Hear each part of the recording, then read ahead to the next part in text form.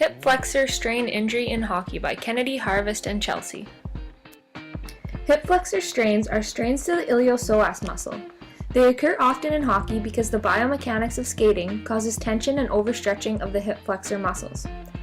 Poor skating technique can lead to a shortening of the iliopsoas, which therefore causes an increase in tension on that muscle. The overload of tension on the muscle can be caused by either repetition of contractions or overstretching. The injury often occurs at the beginning of hockey season when muscle endurance is low. In hockey, hip flexor strains are often chronic injuries, but acute strains can occur as well.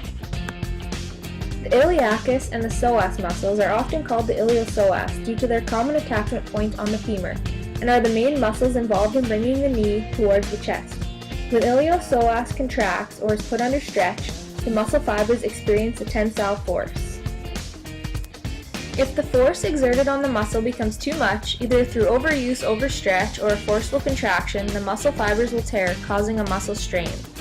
Muscle strains are classified into three categories: first degree, second degree, and third degree. A first degree strain would have a few torn fibers, some pain, and very little functional loss. A second degree strain would have about 50% of the fibers torn, moderate to severe pain, and moderate to severe loss of function and range of motion. A third degree muscle strain would have all fibers torn, moderate to severe swelling, and moderate to severe loss of function due to instability. In the picture, you can see a mechanism of injury for an iliopsoas strain. In this case, the athlete is being tripped, causing his leg to overextend and overstretch the iliopsoas. This stretching would cause tension, therefore causing a strain. This is an example of an acute hip flexor injury in hockey.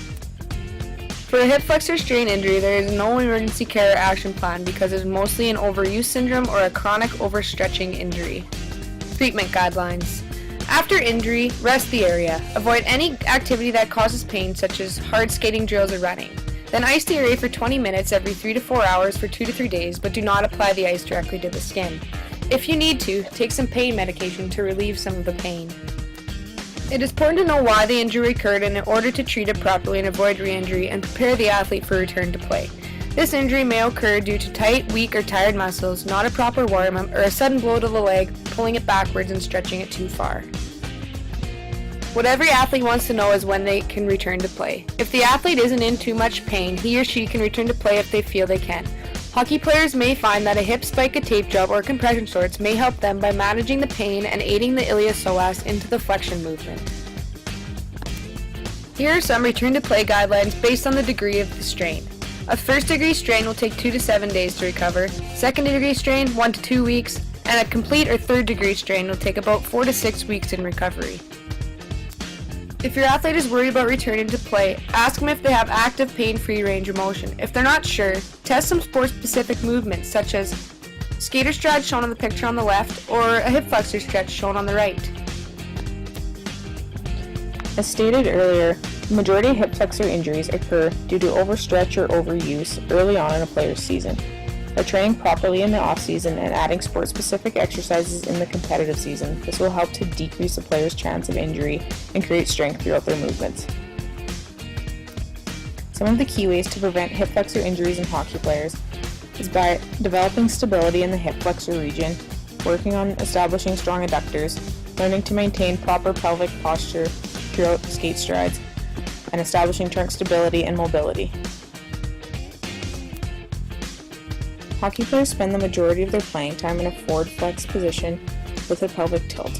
By developing a solid pelvic positioning through strengthening their transverse abdominals, erector spinae, iliopsoas, and creating length and mobility in their hip flexors, this will allow for greater strength through their skating range of motion.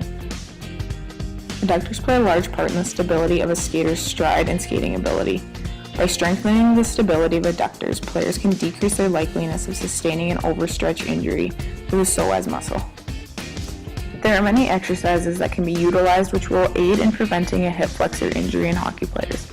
These can be added into a player's regular workout regime for pre, during, and post-season training for the maximal benefit.